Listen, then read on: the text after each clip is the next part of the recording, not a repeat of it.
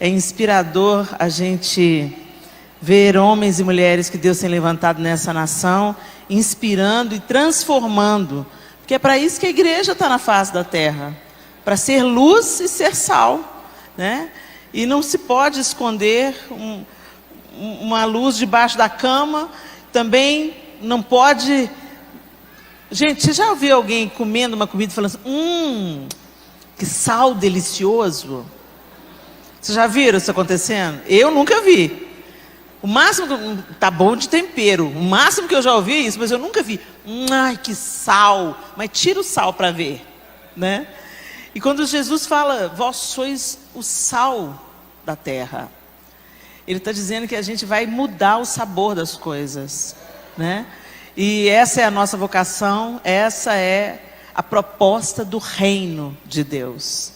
E eu queria compartilhar com vocês aquilo que o Senhor colocou no meu coração.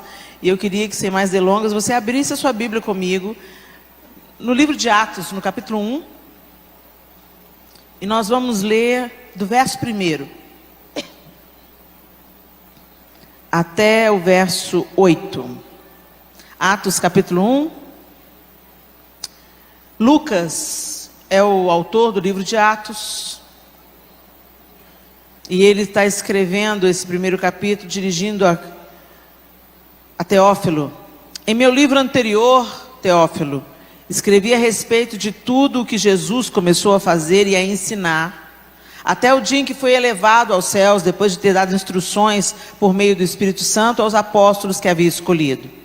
Depois do seu sofrimento, Jesus apresentou-se a eles e deu-lhes muitas provas indiscutíveis de que estava vivo. Apareceu-lhes por um período de 40 dias, falando-lhes acerca do reino de Deus. Certa ocasião, enquanto comia com eles, deu-lhes uma ordem: não saiam de Jerusalém, mas esperem pela promessa de meu Pai, da qual falei a vocês. Pois João batizou com água, mas dentro de poucos dias vocês serão batizados com o Espírito Santo. Então, os que estavam reunidos lhe perguntaram: Senhor, é neste tempo que vais restaurar o reino a Israel? Ele lhes respondeu: não compete a você saber os tempos ou as datas que o Pai estabeleceu pela sua própria autoridade, mas receberão poder quando o Espírito Santo descer sobre vocês, e serão minhas testemunhas em Jerusalém, em toda a Judeia e Samaria e até os confins da terra. Vamos entender primeiro o que o dicionário diz sobre reino. O que é reino segundo o dicionário? Segundo o dicionário, reino é estado que tem por soberano um rei, monarquia, conjunto dos súditos, governo de um rei, reinado, conjunto de seres que apresentam caracteres comuns, domínio, âmbito. É isso que o dicionário fala sobre reino. E a gente se encaixa perfeitamente. Estado que tem por soberano um rei. Você tem um rei? Nós temos um rei, gente? Quem que é o nosso rei? Eu lembro de uma música antiga que cantava... Não sou velha, sou vintage. Mas eu lembro de uma música que eu cantava na praça, culto da praça, usava fazer culto da praça, né? E eles cantavam, o coro da música, Jesus Cristo é o nosso rei, era a parte preferida. Eu cantava aquilo, eu tinha uns 14 anos de idade, eu cantava a plenos pulmões, Jesus Cristo é o nosso rei. E hoje a gente canta tantas canções que falam sobre o reino de Deus, sobre Jesus ser o nosso rei, mas será que nós vivemos debaixo do seu governo? Será que ele realmente domina sobre nós? Será que são as suas leis, os seus princípios, os seus valores que palpitam no nosso coração, que pulsam dentro de nós? Nós realmente somos regidos pelo padrão de vida estabelecido pelo rei? Muito bem. E aí a gente se depara com esse texto de Atos, capítulo 1. E o texto está dizendo que Jesus já tinha ressuscitado, e ele estava ali conversando com os seus discípulos acerca do reino dos céus. E aí os seus discípulos perguntam para ele pega: vocês vão ficar em Jerusalém até que do alto vocês sejam revestidos de poder. E os discípulos perguntam: é nesse tempo que vai restaurar o reino a Israel? Gente, na cabeça de um judeu, o Messias vem para colocar o cetro de poder nas mãos de Israel. O povo de Israel, o Messias vai elevar o status do povo de Israel. Então entendam, aqueles discípulos, eles viviam debaixo do domínio. Israel naquele contexto estava debaixo do domínio do Império Romano, ok? Então o que eles estavam esperando? O Messias que fosse colocar o cetro, tirar o cetro de Roma e colocar o cetro em Israel, ou seja, Israel ia ter elevado o seu status. Então os discípulos estavam ansiosos, porque eles sabiam que Jesus era o Messias. Ele já tinha se manifestado como Messias, ele já reconhecia como Messias, mas na cabeça de um judeu, o Messias ia trazer o queijo para Israel. E aí Jesus fala assim: olha, não cabe a você saber o tempo, as estações, mas vocês vão ser revestidos de poder para serem minhas testemunhas em Jerusalém, Judeia, Samaria já era um lugar. Jerusalém e Judeia ainda dá para aguentar, mas Samaria já era um povo esquisito, diferente. Salvação era para o judeu, não era para o samaritano. Não, vocês vão ser minhas testemunhas em Samaria e até os confins da terra. E naquele confins da terra, no contexto dos confins da terra, era Roma. Roma era os confins da terra, era um mundo conhecido. Mas hoje, como isso foi ampliado? E o Costa Neto lembrou a gente aqui muito bem, como que o Evangelho chegou até nós gentios. O reino de Deus foi estendido a toda a terra.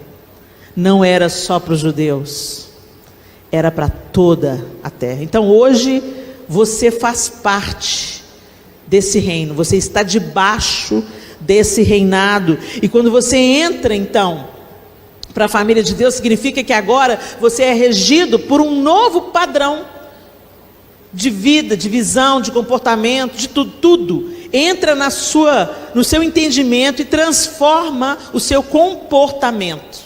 Não é assim? Quando você se muda, por exemplo, do Brasil e você vai morar numa outra nação, naturalmente, quanto mais tempo você passa lá, e principalmente se você não está cercado de outras pessoas da sua nação, você vai assimilando a maneira que aquele povo vive. Então daqui a pouco você está vestindo parecido com aquele povo. O povo às vezes vai embora para os Estados Unidos e fica pedindo para a gente levar a camiseta da Hering. Né? Traz a camiseta da Hering para mim. Traz uma lingerie da Hope para mim. Porque aqui está tudo muito ruim. Mas isso dura só uns 2, 3 anos, que daqui a pouco a pessoa ela começa a descobrir na própria terra, na identidade daquele povo, as coisas que ela gosta, e ela vai se adequando àquilo, e ela vai absorvendo, e ela tem que absorver também as regras. O que fazia aqui no Brasil, não dá para fazer lá, senão você vai ser preso, né? Então se o guarda começa a andar atrás de você nos Estados Unidos, ele fala assim: põe as 2 mãos no volante, abra o vidro e sorria. Então, é um padrão de comportamento. Por quê? Porque você está debaixo de um sistema de governo. E esse sistema de governo, que nós estamos debaixo dele, é que deveria nos governar. Mas será que nós conhecemos esse sistema de governo? Porque para a pessoa, como eu citei aqui agora, para a pessoa que vai para os Estados Unidos, ela não chega lá sabendo de tudo. Ela vai tomando consciência de como as coisas funcionam, à medida que ela vai muitas vezes sendo exposta a uma situação difícil, né? Então, um amigo nosso mudou para os Estados Unidos, aí ele foi passar aquele cartão do metrô, e o cartão não passou, mas ele pagou o metrô, ele carregou o cartão, mas a primeira passou, foi embora, o segundo passou, foi embora, o terceiro passou, não passou. O que ele fez? Ele ameaçou pular a roleta. Normal aqui no Brasil, né? Não, eu paguei, não vou pagar de novo não, pula a roleta, né? Mas na hora que ele ameaçou, a lei local já advertiu ele: Já lá está o brasileiro passando vergonha. E infelizmente, gente, a gente muitas vezes é reconhecido no mundo como o povo do jeitinho, do cambalacho, né? Isso é muito triste ainda, mas isso vai mudar em nome de Jesus. Porque o reino de Deus está se sobrepondo à nossa cultura mundana. E ele vai mudar o nosso DNA, e a gente, além de ser o povo mais alegre da face da terra, nós também seremos conhecidos como os mais honestos da face da terra. Amém?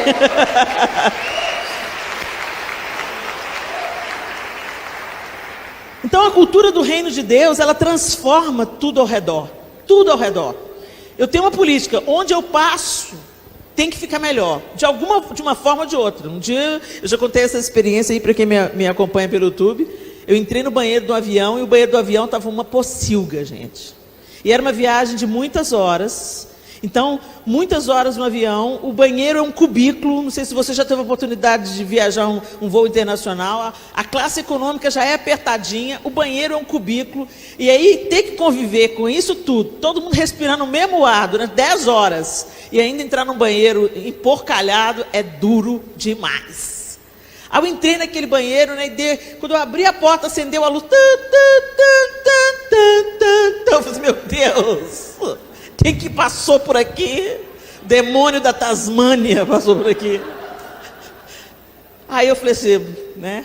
Veio a cultura do reino. E eu falei assim, eu estou passando aqui, então se eu passo por aqui, a coisa vai ter que ficar melhor. Fechei a porta do banheiro e dei um faxinão no banheiro. Depois que eu faxinei o banheiro, hoje eu ando até com um sprayzinho de Lysol. Aí, deu faxinão no banheiro, usei o banheiro, deixei o banheiro impecável e saí. Quando eu fui saindo, tinha uma outra mulher esperando para entrar. Ela entrou e falou, uau, que banheiro limpinho. Eu falei assim, acabei de dar uma geral nele, mantém. Aí ela falou assim, você está falando sério? Eu falei, estou falando sério. Mas por que você fez isso? Eu falei assim, porque quando a gente passa num lugar, a gente tem que deixar o lugar melhor. Você conhece o princípio do também? Ela falou assim, não, que princípio é esse? Faça o que você precisa para deixar tudo melhor. E também o que você não precisa. Aí ela falou assim, não, eu gostei desse princípio, viu? Beleza, ela falou assim, então, Deus te abençoe. Ah, você é crente? Eu sou crente. Passou, sentei lá no meu banco. A viagem estava mais ou menos no meio. Quando chegou quase o fim da viagem, eu estava dormindo, veio a mulher me cutucar. Moça, deixa eu te falar. O outro banheiro está horrível também. Eu virei para ela e falei assim, agora é a sua vez. Ou seja, gente, eu acredito realmente nisso. Se eu estou andando e tem um papel no chão, eu vou pegar o papel. Mas não é seu serviço, Helena. A gente não faz só o nosso serviço. A gente faz tudo o que a gente pode fazer para o nosso ambiente estar melhor. E se está melhor para mim, está melhor para o outro. Não é assim? Então vamos juntos, vamos catando lixo, né? Vamos limpando o banheiro, né? Por exemplo, a gente gravou o último DVD, um dos últimos DVDs que eu gravei com o Diante do Trono em Belo Horizonte. A gente fez um desafio para o público. Vamos deixar tudo limpo, né? E assim, não tinha lixeiras. A gente gravou na Praça da Estação em Belo Horizonte. Não tinha lixeiras, por incrível que pareça. Aí o que aconteceu? Quando acabou, e a gente foi trabalhando isso ao longo da preparação para o CD. Gente, vamos dar testemunho, vamos cuidar da nossa cidade, vamos transformar o nosso ambiente. A gente é luz, a gente é sal e tal. Quando acabou a gravação, gente, o povo dispersou. A gente foi sair e a gente viu todo o lixo acumulado no meio. Todo mundo juntou o lixo todo para ficar fácil para o gari só chegar e recolher. E depois nós tivemos testemunho, né, dos garis falando, que é isso? Quem dera que todo show que tivesse na praça terminasse assim. Ou seja, é uma marca que fica. Então não é só sobre nós, sobre a gente manter o nosso ambiente em ordem, tranquilo, feliz, habitável, mas é sobre a gente deixar um perfume, uma marca daquele que também perfumou a nossa vida, né? É incrível. Mas para a gente viver isso e e se mover nisso, a gente tem que conhecer os princípios do reino. Para conhecer os princípios do reino, a gente tem que conhecer o rei. E o que eu percebo é que a gente às vezes vem para a igreja, mas não vem para o relacionamento. A gente frequenta a igreja e a gente só quer saber as regras. O pode e o não pode. Mas isso não cria relacionamento. Deus é um Deus relacional e Ele enviou o seu Filho unigênito para ter a gente de volta. Para o relacionamento. Para a gente voltar para o jardim.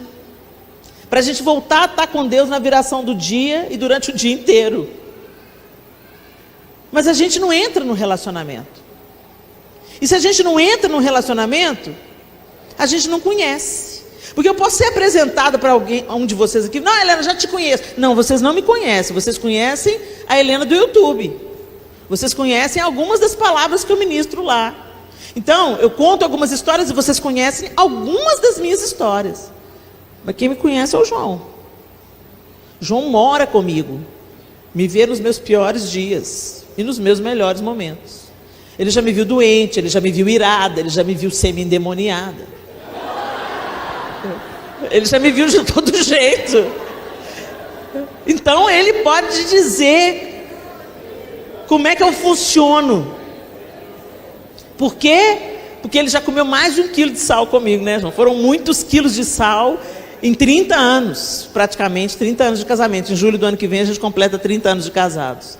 Então muito quilo de sal nisso aí, né? Esse ditado, para conhecer alguém tem que comer 1 quilo de sal, é porque para comer 1 quilo de sal leva tempo. Então você tem que caminhar junto, você tem que gastar tempo junto, e você tem que ser exposto àquela pessoa em dias bons, em dias ruins, e você vai ver as reações dela diante das crises, e aí você vai conhecendo, você vai tendo um vislumbre do caráter daquela pessoa, de quem ela é, e você vai entendendo como lidar com ela. E por incrível que pareça, não aprende só a lidar com ela, mas vai absorvendo parte dela. Então, quanto mais um casal, se um casal vive bem e ele é casado há muitos anos, você vai começando a ver as nuances de um e outro. Eles nem falam mais um com o outro, é só, casal é gangue, gente. Eles olham para o outro assim, ó, ninguém entendeu nada, mas eles já entenderam tudo. Por quê? Porque conhece. Eles se dizem coisas sem precisar de palavra. Eles absorvem, às vezes, o comportamento um do outro. João Lúcio era mudo, gente. Mas agora anda tão falante. E eu estou cansando mais rápido de falar. Começa a falar, começa a doer o maxilar. Eu falo assim, prefiro ficar calada. A gente vai se misturando. Nuances do João Lúcio passa para mim, nuances de mim passa para o João Lúcio, né? E a gente tem que se misturar com o rei, para a gente viver o reino, né? E eu queria trazer isso para você. O que é conhecer a Deus? Não é vir para a religião, gente. Não é só ser um frequentador de igreja. Não é só pagar suas contas, entendeu? Pagar sua fatura com Deus. Não, eu venho na igreja todo domingo, eu dou meu dízimo, minha oferta, então Deus tem uma obrigação comigo, porque eu estou andando direitinho. Imagina, né? João Lúcio virasse para mim e falasse assim comigo, assim, olha, eu estou pagando as contas, estou mantendo a casa. Você está entendendo? Então agora você tem que ter sexo comigo. Porque eu estou fazendo a minha parte, você faz a sua. Que esquisito que isso ia ser. Uma vez um menino lá no CTM falou assim, eu estou precisando de uma esposa. Fulano, você está querendo casar? Estou. E por que você acha que você está precisando de uma esposa? Por que você está querendo casar? Não, porque eu estou precisando de alguém para lavar minha roupa, passar minha roupa, fazer minha comida. Eu falei, não, filho, você não quer uma esposa, você quer uma empregada doméstica. Mas às vezes os nossos relacionamentos humanos, eles são utilitaristas. Então você se relaciona com o outro por causa daquilo que o outro vai te oferecer. Então eu vou ter o que eu quero do outro. E relacionamento não é isso, né, gente? Consequentemente, quando a gente se relaciona, a gente vai se doar, a gente vai se entregar, a gente vai conceder, alegremente, voluntariamente, né? A gente faz isso porque a gente ama, porque a gente é movido por amor. Agora, um relacionamento utilitarista, ele é tóxico. na amizade, entre pais e filhos e entre marido e mulher. Isso vai causar um dano no casamento. Eu estou com fulano enquanto fulano me interessa. E às vezes a gente tem um relacionamento utilitarista com Deus. Eu estou com Deus porque eu venho na igreja, porque Deus, né? Aí Deus me protege, aí Deus me abençoa, aí Deus me prospera. Ô, gente, isso não é um relacionamento verdadeiro. É o gênio da lâmpada. Deus não é o gênio da lâmpada, gente. Deus é pai. E pai, um pai que é um bom pai, ele dá colo, ele cheira, ele chamega, ele te levanta, ele te promove, ele tira o melhor de você, ele faz de você a melhor pessoa do mundo. Mas ele também dá limite, ele também corrige, ele também fala, não vai. Eu quero ir, pai. Não vai, isso não é bom para você, eu sei que não é bom, e você não vai. Não é assim? Pai, mãe, quando a gente ama, a gente protege, a gente dá limite, né? E a gente está aí com uma geração perdidaça. Por quê? Porque a gente pensa que amor é só dar, é só conceder, para ser amado. Minha mãe não estava nem aí se ela era amada. Eu falei, não gosto mais de você, mãe. A mamãe falava assim, não estou nem aí se você não gosta, me obedeça. E hoje, como eu amo. Começou pela obediência e terminou num amor transbordante, ou seja, eu cuido da minha mãe. Não vai ser um asilo que vai cuidar da minha mãe, serei eu. Agora, quando esse relacionamento que concede tudo, para ter alguma coisa de volta, para ter um retorno, porque o pai e a mãe, quando ele quer ser legal com o filho, ele quer um olhar de aprovação. Eu te amo, mamãe. Só que aí, você não produz frustração no seu filho, você não diz não para ele. E essa frustração o mundo promove. E aí ele não tem estrutura para lidar com a frustração. E aí eles vão para as drogas, enfim. É amplo esse espectro. Então, eu quero te dizer que o relacionamento de verdade, ele envolve trabalho, ele envolve renúncia, ele envolve busca de um pelo outro, de conhecer, de descobrir, de se achegar. Quando você quer conhecer uma pessoa, o que você faz? Vamos jantar? Vamos tomar um café? Porque nesse tempo de comunhão, você vai trocando ideia, você vai trocando opinião, você vai conhecendo o outro, e você gasta um café e 2 cafés, e depois vira almoço e jantar, e ali você já se tornou amigo. Por isso que Jesus era tão criticado, porque ele chamava o povo para a mesa, ele sentava com os pecadores, e sentar com os pecadores significa se tornar amigo deles. Isso deveria ser uma verdade da gente no nosso relacionamento com Deus. Senta na mesa do Pai. Senta na mesa do Pai. Não é religião, é relacionamento. É relacionamento. E o que é relacionamento? Conhecer.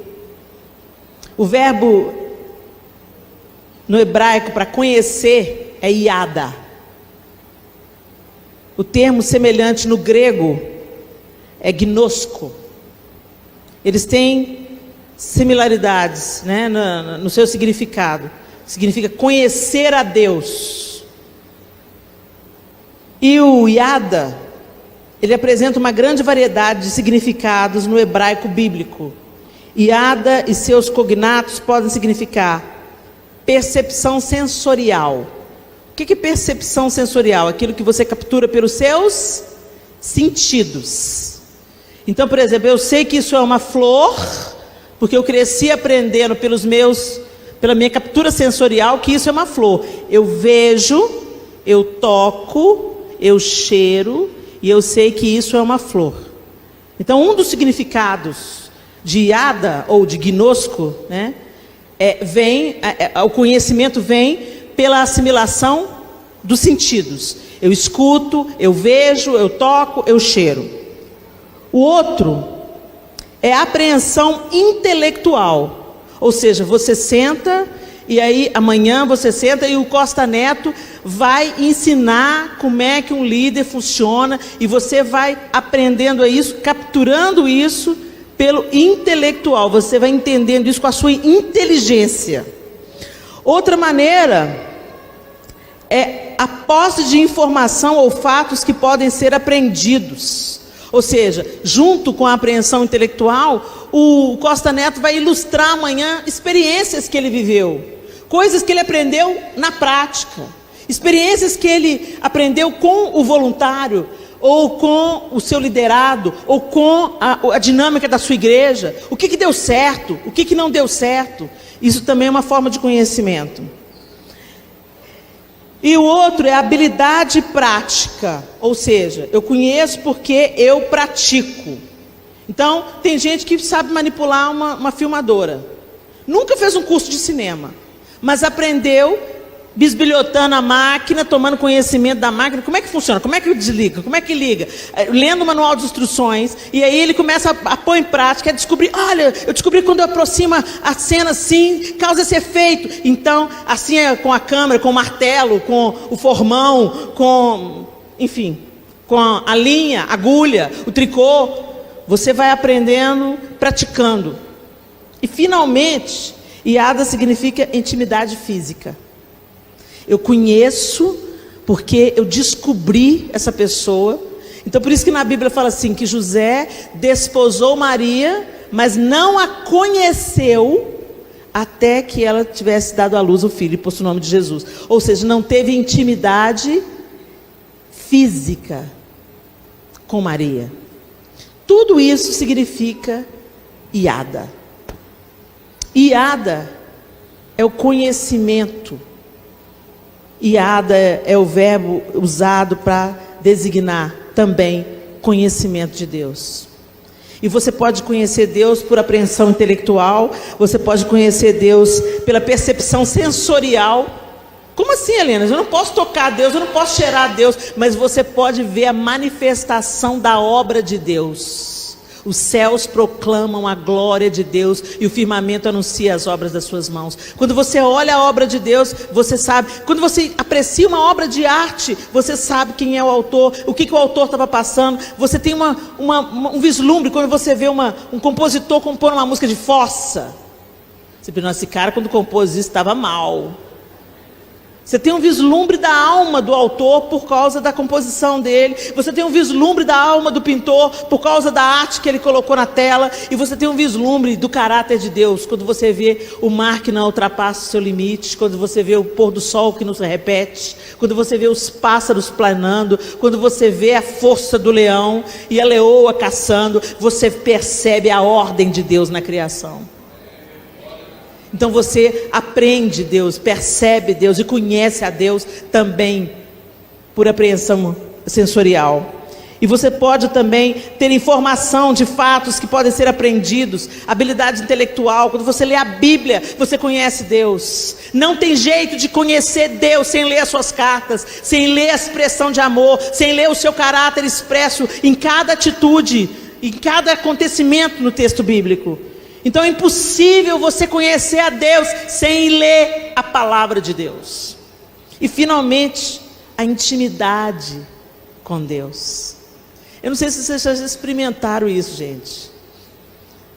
Essa intimidade com Deus, no secreto. Tem gente que nunca viveu essa experiência. E eu vou te dizer uma coisa. É melhor do que sexo. Teve uma vez que a gente entrou numa sala para conhecer Deus por apreensão intelectual. O pastor Antônio Cirilo estava ministrando sobre nós, ele pregou uma palavra de ensino maravilhosa. E depois, quando acabou aquele tempo, ele foi orar por um. Éramos um grupo pequeno, de 60 pessoas no máximo. Eu estava grávida de 7 meses, da Sofia. Você sabe o que é uma grávida de 7 meses? A gente vai no banheiro fazer xixi de 5 em 5 minutos. E eu já estava na 4ª gestação, então imagina, minha barriga, no segundo já estava desse tamanho. Já estava tudo frouxo, né? Estica mais fácil. Então, o útero com a criança vai pressionando a bexiga. Então toda hora você vai no banheiro, você tem fome toda hora. Então eu estava nesse quadro, 7 meses de gestação. E o Cirilo começou a ministrar. E aí Depois da palavra, ele falou, vamos orar, vamos adorar a Deus. E nós começamos a entrar no nosso IADA, de conhecimento individual, de intimidade com o Senhor. E nós começamos a adorar, começamos a cantar, ele ministrou sobre alguns de nós e tal. Gente, no final, qual que foi a somatória? Estava todo mundo no chão, cheio de Deus. A gente esqueceu, cada um esqueceu um, e era só a gente e Deus. E eu apaguei, eu entrei num estado de plenitude. E primeiro eu ri, até me gastar. Não, ele está chorando, eu estava rindo. E eu fiquei, tinha uns colchãozinhos lá atrás, e eu fui lá para o colchãozinho, deitei no colchãozinho, e ondas de paz e de alegria vinham sobre mim assim. E eu adormeci. Eu acordei com o João de um lado e a tia Lenilda de outro, Helena, acorda. Eu olhei para os dois e falei, o que esses dois estão me atrapalhando? Olhei para os dois e falei, eu estou bem aqui, eu estou ótima, deixa eu aqui. E comecei a rir de novo, João. Meu bem, você tem que levantar, meu bem, você está grávida, pensa no neném. O neném está ótimo. Está tudo ótimo. Gente, eu estava plena, não precisava de nada. O que estava me incomodando na minha intimidade lá com Deus? E aí o João falou assim, Helena, são 4 horas da tarde. A gente entrou às 9 da manhã. Eram 4 horas da tarde. Eu não estava com vontade de fazer xixi. Eu não estava com fome. Eu estava suprida em Deus.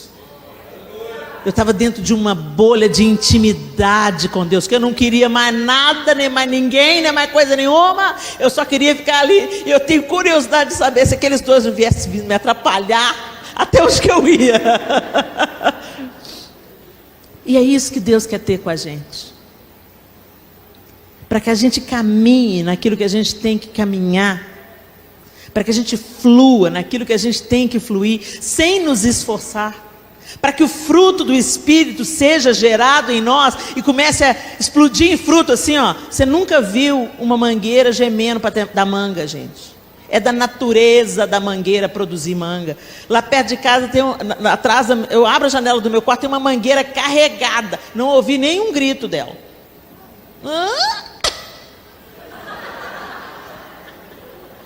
Por quê? Porque vem a estação e ela cumpre o seu ciclo, explode em flor e depois vem as mangas e daqui a pouco vem a mão do dono e poda ela. Todo ano é assim.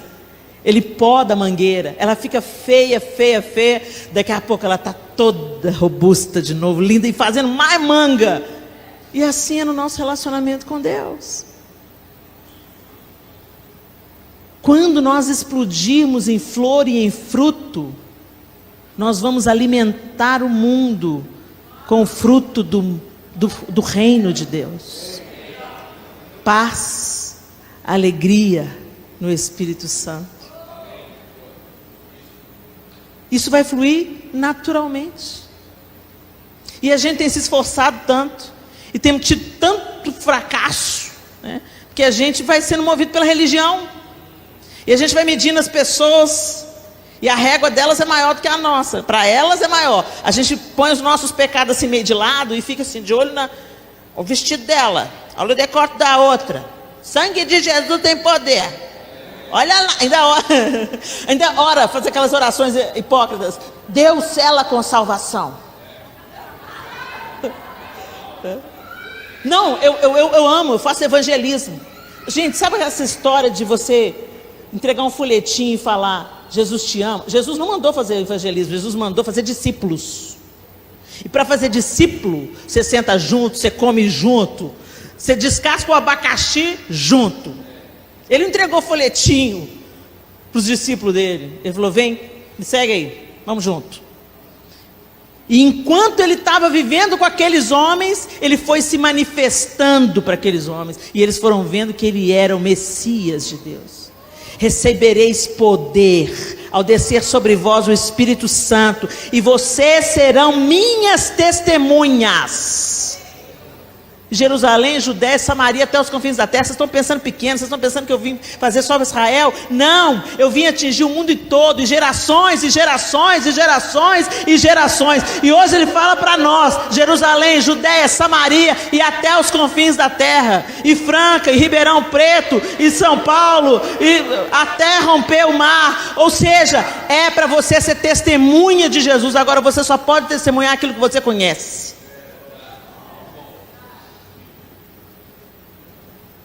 Você só pode testemunhar aquilo que você viu, aquilo que você experimentou, aquilo que você viveu, aquilo que você vivenciou. Você pode até conseguir falar superficialmente de uma pessoa, mas algumas pessoas você pode falar assim: eu conheço. Você pode falar: Helena, você é uma bênção na minha vida. Vai ser uma bênção ouvir isso de você, mas vai ser uma bênção ouvir isso do João. Quando o João me diz: Helena, você é uma bênção. Quando os meus filhos me dizem: mãe, você é uma bênção. Isso para mim tem um peso, porque eles me conhecem. Então o testemunho deles eu tomo como verdadeiro. E quando essa palavra não vem, eu fico pensando: alguma coisa na minha fé tem que ser ativada. Alguma coisa no meu relacionamento com Deus tem que ser aperfeiçoado. Se você não é uma bênção na sua casa, você não é uma bênção em lugar nenhum. Nos outros lugares você pode ser uma farsa, porque a gente põe a máscara social, porque a gente quer ser legal. A gente quer ser aprovado, a gente quer ser aplaudido, a gente quer ouvir do outro: nossa, você é uma bênção. Mas as pessoas de dentro de casa estão falando: eu não quero o seu Deus. E talvez hoje esse seja o meu maior desafio. Tem alguma coisa em mim que Deus quer mudar, quer transformar. Deus não desperdiça nada na sua vida, nem a sua dor. Ele está querendo dar um upgrade na gente, aí algumas coisas chegam.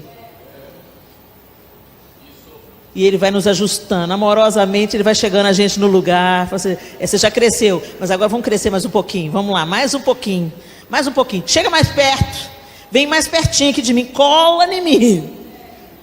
Que eu vou te sustentar e vou te aperfeiçoar. E vou fazer a parte difícil, né, Costa Neto? Que só Ele que pode fazer. Eu não posso transformar. Como é que é, Costa Neto? A gente ama e serve. E o Senhor fica com a parte difícil, que é transformar. E esse é o papel da igreja. Então eu quero te encorajar nessa noite. Conhece o Senhor. Entra num relacionamento. Que vivamos o iada de Deus. Eu queria deixar um versículo no coração de vocês. Eu planejei um tanto de versículo, mas Deus mudou o rumo da mensagem. Eu quero só deixar no seu coração o texto de Oséias 6, capítulo 3, versículo 3, 6, 3. Conheçamos o Senhor. Esforcemo-nos por conhecê-lo. Tão certo como nasce o sol, Ele aparecerá. Virá para nós como as chuvas de inverno, como as chuvas de primavera que regam a terra. Quando a gente quer conhecer uma pessoa, a gente precisa se aproximar. A gente precisa buscar esse conhecimento. A gente precisa sentar na mesma mesa. A gente precisa de passar tempo juntos. A gente precisa de viver experiências juntos, viajar juntos, não é assim? Então eu quero te encorajar. Chegai-vos a Deus e Ele se chegará a vós outros. E aí, os valores dele, os frutos, vão ser gerados em você, naturalmente. Quando você pensar que não, você já está rindo igual Jesus, falando igual Jesus, cheirando igual Jesus, limpando banheiro de avião, como Jesus limparia. Porque onde Ele passava, nada continuava do mesmo jeito. Onde Ele passa, nada continua do mesmo jeito. E Ele quer fazer isso comigo e com você. Ele quer que você, dentro de casa, depois que você entra dentro de casa, que a sua casa não seja mais a mesma. Que as suas festas de família não sejam mais as mesmas, porque você chegou. Às vezes a gente entrega a vida para Jesus e vira o chato. Eu não vou na festa de Natal, não. Vou sentar na roda dos escarnecedores. Até o ano passado eles te aguentaram, bêbado, falando palavrão. Agora você aceitou Jesus e em vez do rei ficar no coração, o rei desceu para a barriga. Tem o rei na barriga. Eu sou o santo, eu sou o tal. O rei que entrou no seu coração, lavou os seus pecados, ele se sentou com pecadores. Mas você não senta com sua avó, com seu avô, com sua tia, né? Com seu primo que não é crente. Senta com eles. Se você era o melhor filho, que Deus te faça um filho muito melhor. Se você era um sobrinho dedicado, por causa do seu relacionamento com Deus, Ele vai te fazer um sobrinho mais dedicado ainda. Se você era um bom estudante, Ele quer fazer de você o melhor estudante. Se você era um cara que levava esperança para as pessoas, ou agora ainda mais, porque a esperança mora dentro de você. Agora a gente não produz frutos sozinhos. Chegai-vos a Deus. Conhece Deus. Procura Deus. Senta com Deus. Desfruta Deus. Iada. Que você aprenda Deus sensorialmente, intelectualmente, na prática, que você viva o caráter de Deus. Porque Cristo em vós, a esperança da glória. Que Ele transborde. Deus abençoe.